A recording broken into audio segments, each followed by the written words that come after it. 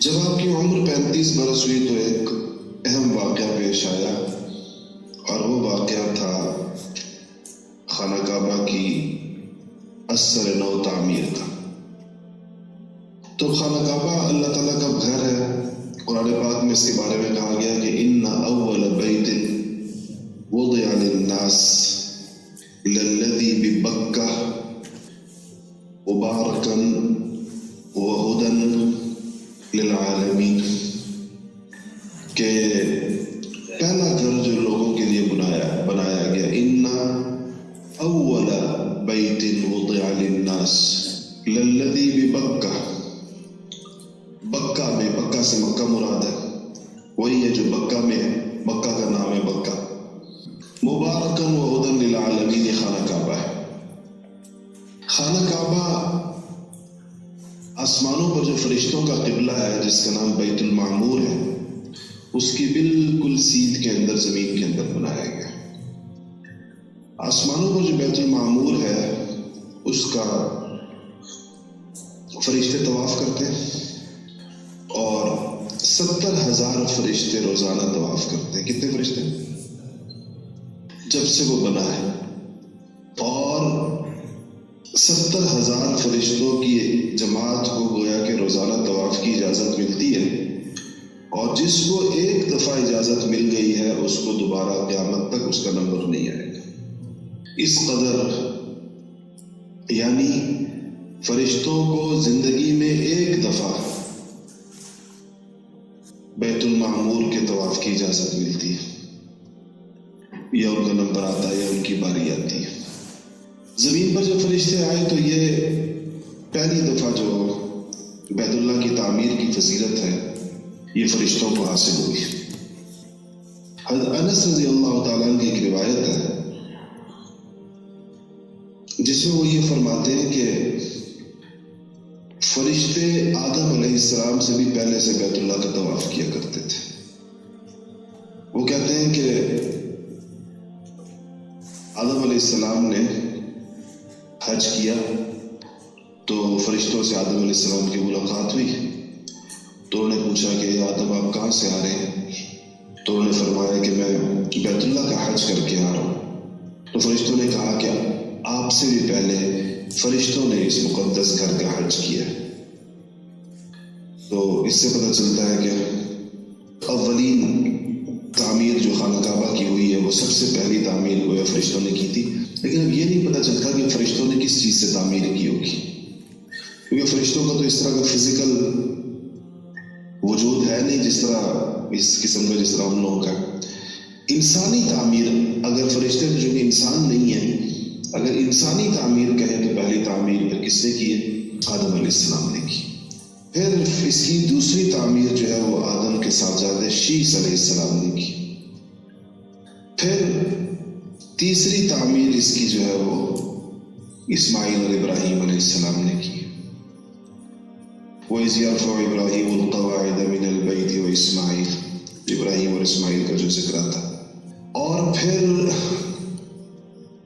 پانچویں مرتبہ اگر فرشتوں والے کو بھی ساتھ ایڈ کر لیں تو عمالقہ ایک قوم تھی جو اسماعیل کے بعد یہاں پر آئی ہے، اور انہوں نے کی۔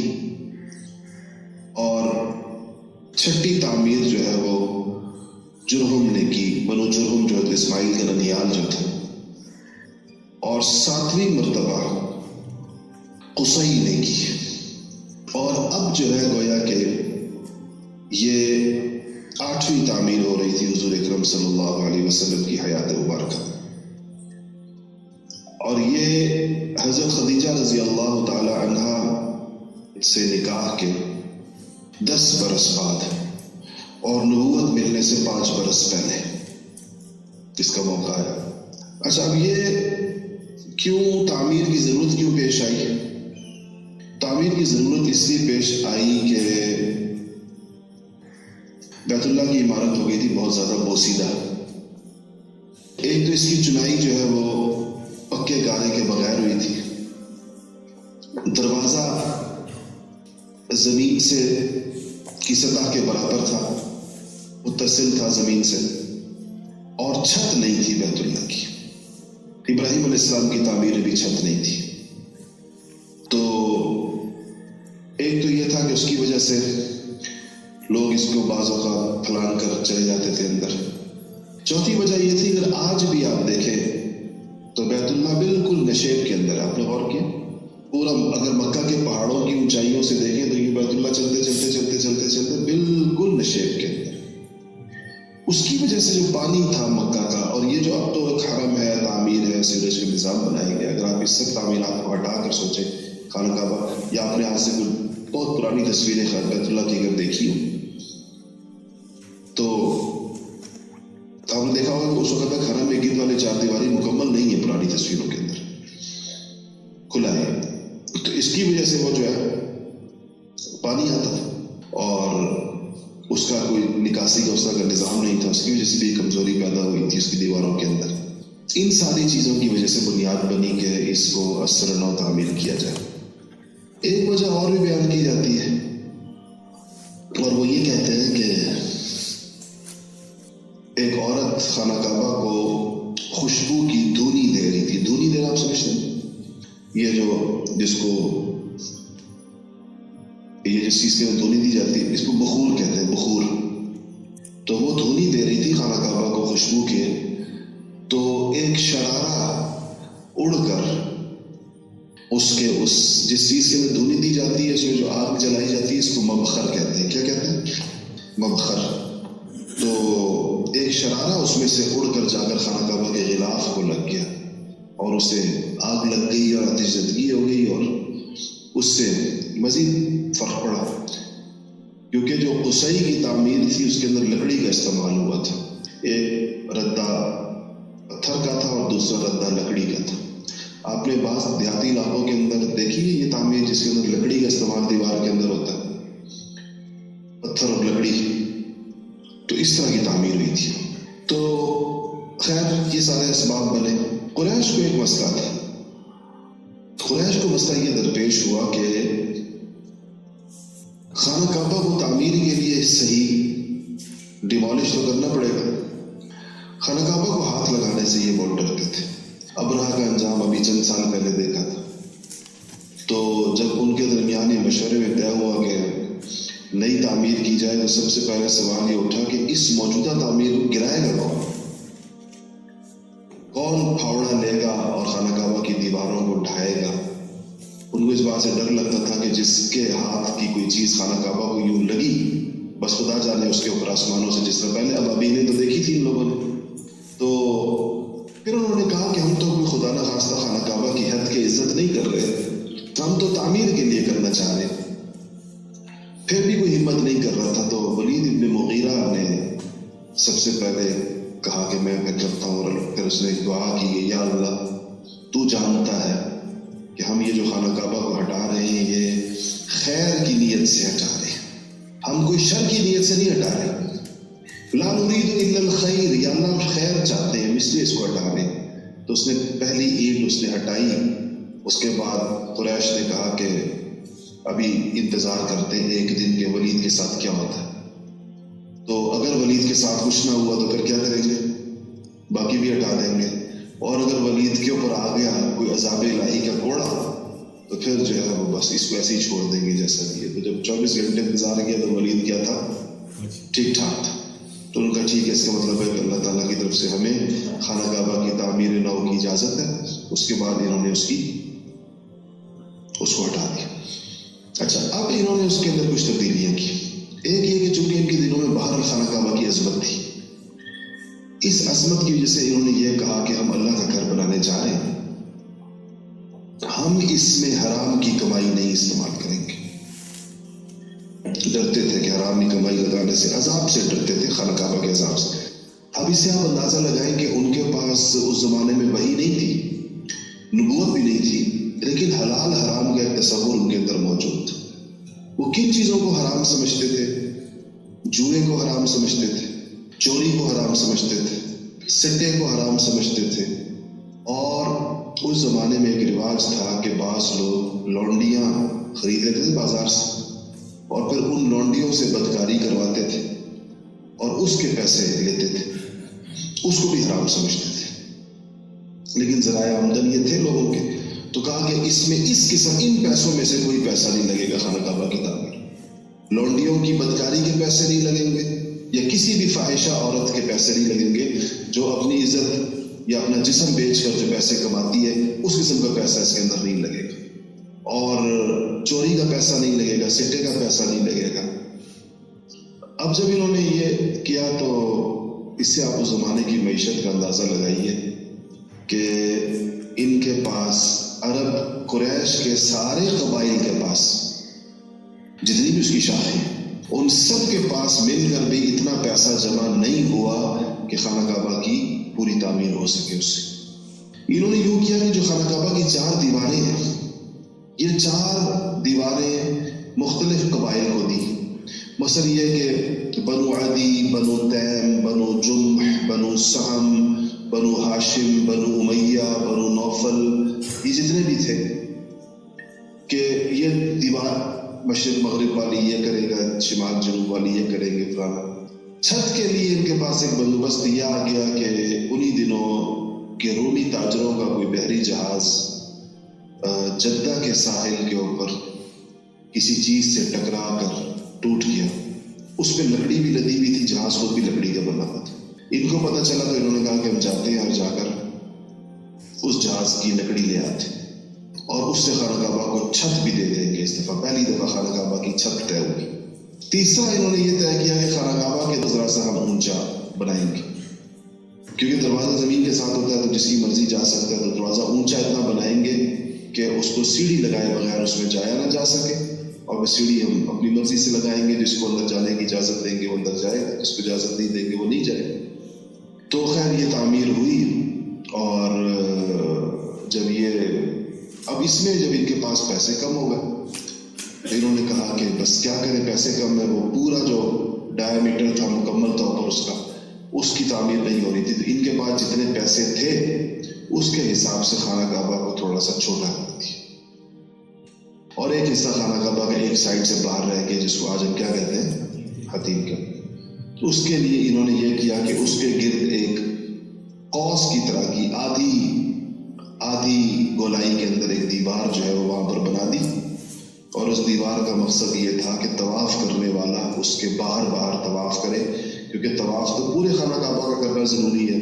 تو اس دیوار کا مقصد یہ تھا کہ طواف والے اس کے گرد گھومیں. آج بھی وہی اس کی ترتیب اسی قسم کی. تو یہ جب تعمیر ہو گئی تو مرحلہ آ گیا حجر اسود کی تنصیب کا.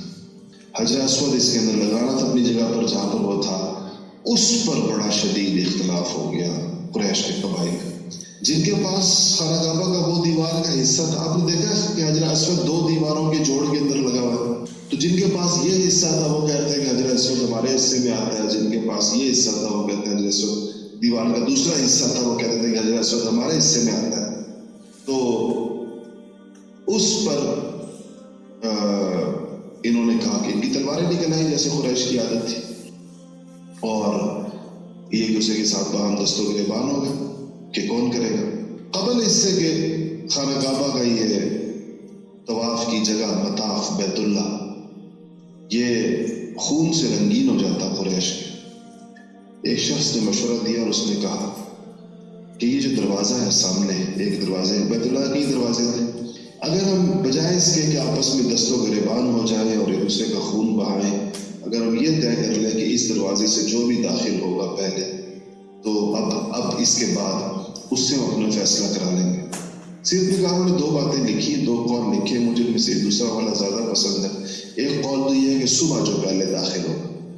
اس میں تھوڑا سا اشکال یہ ہے کہ یہ صبح داخل ہونے والی بات کا تو مطلب یہ تھا کہ پورا مکہ صبح پھر آ جاتا, پہلے داخل ہونے کی کوشش کرتا. اس کی وجہ یہ جو قول ہے کہ اب جو بھی داخل ہوگا, تاکہ وہ جتنے لوگ لڑنے والے ہیں وہ تو بھی مذاق میں ہی تھے, تو اس کے اندر نبی کریم صلی اللہ علیہ وسلم وہاں سے داخل. آپ کو انہوں نے سارا قصہ بتایا اور پھر کہا کہ جی آپ سے اس کا فیصلہ کرانا ہے. تو آپ نے فرمایا کہ ہاں ٹھیک ہے. آپ نے چادر منگوائی اور آپ نے حجر اسود اس چادر کے اندر رکھا, اور پھر آپ نے ان لوگوں کے جتنے قبائل تھے ان سے کہا کہ اپنے ایک بندے کو دے دو, ہر قبیلہ اپنا ایک نمائندہ دے دے, ایک سردار دے دے. سب نے اپنا ایک دے دیا. ان سے آپ نے کہا کہ چادر اٹھائیں، انہوں نے چادر اٹھائی اور اس میں حجر اسود بیچ میں تھا، اس کو اٹھا کر آپ نے وہاں تک پہنچوایا جہاں پر اس کو لگانا تھا، اور جب نصب کرنے کا مرحلہ آیا تو آپ نے خود اس چادر سے اٹھایا اور اس کو وہاں پر لگا دیا۔ اس طریقے کے ساتھ جو ہے ان لوگوں کا یہ جھگڑا ختم ہوا، اور خانہ کعبہ کی یہ تعمیر آپ صلی اللہ علیہ وسلم کے ذریعے سے ہوئی بھی صحیح، اور آپ نے اس کے اندر حصہ بھی لیا۔ اس تعمیر کے بارے میں آپ ایک بات ارشاد فرمایا کرتے تھے، اور وہ یہ تھی کہ اما عائشہ رضی اللہ تعالی عنہا نے ایک دفعہ آپ سے پوچھا کہ یا رسول اللہ، یہ حتیم باہر کیوں ہے خانہ کعبہ سے؟ اگر یہ خانہ کعبہ کا حصہ ہے تو یہ اندر کیوں نہیں ہے؟ تو آپ نے فرمایا کہ عائشہ، تمہاری قوم کے پاس پیسے کم ہو گئے تھے اور انہوں نے اپنے پیسوں کی کمی کی وجہ سے اس کو باہر چھوڑ دیا۔ آپ نے کہا کہ عائشہ، اگر تمہاری قوم نئی مسلمان نہ ہوئی ہوتی تو میں خانہ کعبہ کو دوبارہ بناتا اور اس بنیاد پر بناتا جس بنیاد پر میرے دادا ابراہیم اور اسماعیل نے بنایا تھا۔ بنائے ابراہیمی کے اوپر میں دوبارہ سے خانہ کعبہ بناتا، لیکن چونکہ لوگ نئے مسلمان ہوئے ہیں اور ہو سکتا ہے کہ خانہ کعبہ ان کا، یعنی جن لوگوں نے وہ بنایا تھا وہ ان کے ابا اجداد بھی تھے، بڑے بھی تھے، بلکہ زندہ تھے، آپ سب بھی زندہ تھے۔ اس وقت آپ کی عمر 35 سال تھی جب یہ نیا بنا تھا، تو اور بھی بے شمار لوگ سارے زندہ تھے جنہوں نے اس میں حصہ لیا تھا۔ تو آپ یہ نہیں چاہتے کہ خانہ کعبہ کی وجہ سے کوئی نیا اختلاف پیدا ہو جائے۔ کچھ لوگ کھڑے ہو جائیں کہ نہیں جی پہلی تعمیر ٹھیک ہے، یہ بھی اگر ہم نے بنائی ہے، ہمارے بزرگوں نے مشورے سے بنائی ہے، تو آپ نے اس کی وجہ سے کہا کہ میں اس کو نہیں چھیڑتا۔ آپ کو پتا ہے کہ عبداللہ ابن زبیر رضی اللہ تعالی عنہ نے یزید کی بیعت کرنے سے انکار کر دیا تھا، اور اس کی وجہ سے ان کی مکہ مکرمہ کے اوپر کچھ وقت کے لیے حکومت بھی قائم ہوئی تھی۔ عبداللہ ابن زبیر رضی اللہ تعالیٰ نے اپنے زمانے میں خانہ کعبہ کو دوبارہ بنایا بنائے ابراہیمی کے اوپر۔ بنائے ابراہیمی کا کیا مطلب؟ حتیم اندر کر دی، دیوار باہر کر دی، نیا بنایا۔ حجاج ابن یوسف کے ہاتھوں عبداللہ ابن زبیر رضی اللہ تعالیٰ عنہ شہید ہوئے اور دوبارہ بنو امیہ کی حکومت قائم ہوئی، تو عبد الملک ابن مروان نے صرف حضرت عبداللہ ابن زبیر کی ضد کے اندر خانہ کعبہ پھر سے بنایا اور حتیم پھر سے باہر کر دی، اور اس نے کہا کہ میں اس زمانے کا کعبہ بنا رہا ہوں، حضور کے زمانے میں جیسا تھا۔ بنو امیہ کی حکومت ختم ہوئی، بنو عباس کی حکومت آئی، تو عباسی خلیفہ نے کہا کہ میں دوبارہ خانہ کعبہ بناتا ہوں اور حتیم پھر سے اندر کرتے ہیں۔ تو اس زمانے کے اندر چرچا تھا اور ڈنکا تھا علم اور فقہ کے اندر امام دار الہجرہ امام مالک رضی اللہ تعالی رحمۃ اللہ علیہ کا۔ تو امام مالک سے انہوں نے پوچھا کہ اگر میں خانہ کعبہ دوبارہ بنائے ابراہیمی کے اوپر بنا دوں، تو امام مالک نے کہا کہ امیر المؤمنین، میں آپ کو خدا کا واسطہ دیتا ہوں، خانہ کعبہ کو مذاق مت بنائے، اور یہ ہر بادشاہ اگر اس کو کوئی حتیم اندر کر رہا ہے اور کوئی حتیم باہر کر رہا ہے، تو مطلب یہ ماحول بن گیا کہ حتیم اندر کرنا بنائے ابراہیمی ہے اور حتیم کا باہر کرنا گویا بنائے رسول ہے۔ حالانکہ جب عبد الملک ابن مروان جس نے اندر کیا حتیم کو پھر باہر کیا عبداللہ ابن زبیر کی تعمیر سے ہٹا کر، اس کو وہ حدیث نہیں پہنچی تھی جو حضور نے فرمایا تھا، جو عائشہ سے جو کہا تھا۔ عائشہ تو عبداللہ ابن زبیر کی خالہ تھی، تو انہوں نے کہتے ہیں کہ جب عبد الملک ابن مروان کو پتہ چلا کہ عبداللہ ابن زبیر رضی اللہ تعالیٰ عنہ نے یہ اس حدیث کی وجہ سے حتیم کو اندر کیا تھا کہ حضور اکرم صلی اللہ علیہ وسلم نے اس خواہش کا اظہار فرمایا، اور ان کو موقع ملا تو انہوں نے اس خواہش کو پورا کیا۔ اس نے بہت زیادہ افسوس کیا اس کے اوپر، کہا کہ میں نے بہت بڑی غلطی کی کہ میں نے خانہ کعبہ کو دوبارہ، یہ روایات مستند طریقے کے ساتھ پہنچی ہیں۔ اس کے بعد پھر یہ وہی رہا عباسیوں کا، اور وہی جو حتیم باہر ہو گیا وہ آج تک حتیم باہر ہے۔ اور خانہ کعبہ کی دوبارہ تعمیر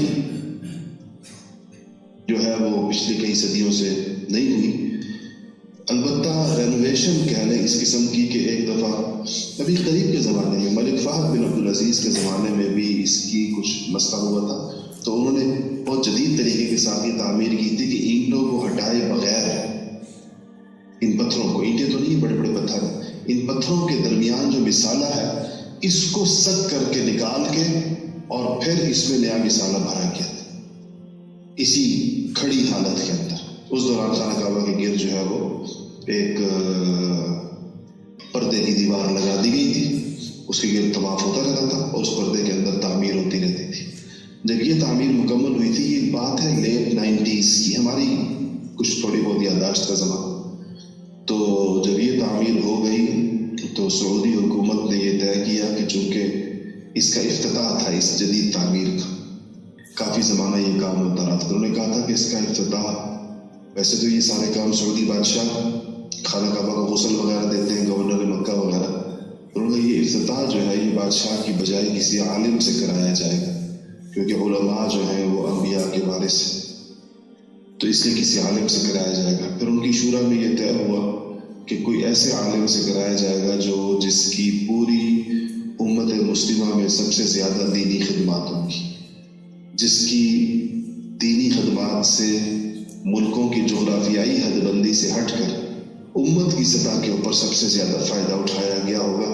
اس پر سعودی عرب کی جو شورا اور پھر OIC اور بڑے بڑے جو انٹرنیشنل فورمز ہیں فقہاء کے، مجمع الفقہ الاسلامی وغیرہ، اس سارے فورمز کے اوپر مشاورت کے بعد جو نام آیا سامنے اتفاق کے ساتھ، بالاتفاق کنسنسس جس کے اوپر ڈیولپ ہوا، وہ نام تھا حضرت مولانا سید ابو الحسن علی ندوی رحمۃ اللہ علیہ، اور ان کو شاہ فہد کا خصوصی طیارہ لکھنؤ سے لے کر گیا اور سعودی عرب پہنچایا، اور وہاں پر لے جا کر ان کے ہاتھ سے جو ہے یہ خانہ کعبہ کا، پوری دنیا کے سربراہان مملکت موجود تھے، اسلامی دنیا کے سارے بادشاہ، سارے صدور، سارے وزرائے اعظم، وزرائے خارجہ، اور چوٹی کے جو بڑے بڑے علماء ہیں سارے کے سارے، اور ان سب کی موجودگی کے اندر اس خانہ کعبہ کو کھولنے کی سعادت اور اس کے افتتاح کی سعادت حضرت مولانا سید ابو الحسن علی صاحب ندوی رحمۃ اللہ علیہ کو حاصل ہوئی۔ تو یہ آخری اس کی تعمیر تھی۔ اس وقت جو خانہ کعبہ کی نوعیت ہے وہ یہ ہے کہ 6 ستون اس کے اندر ہیں، اور اس کی بلندی جو ہے اب 15 میٹر ہے، اور اس میں جو حجر اسود کی بلندی ہے زمین سے وہ 1.5 میٹر کے فاصلے پر ہے، اور اس کی 2 دیواریں جو ہے وہ 10-10 میٹر کی ہیں اور 2 دیواریں 12-12 میٹر کی۔